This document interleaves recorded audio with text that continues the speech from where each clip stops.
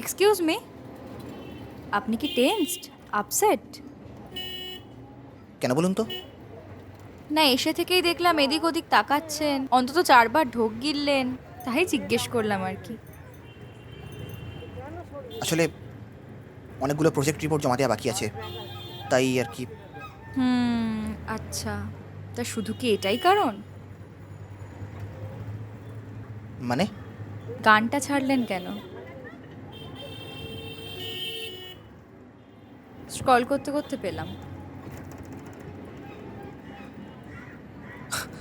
My goodness. তা এটাই দেখছি লাস্ট ভিডিও, তাও ছেড়েছেন 5 মাস আগে।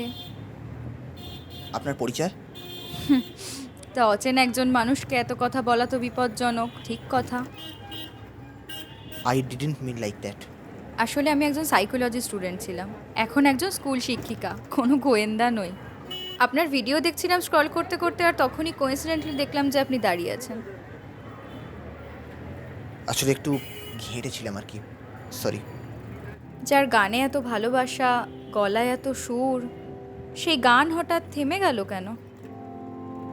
খুব লম্বা আর বোরিং গল্প কিন্তু। আমার হাতে সময়ের খুব একটা অভাব নেই।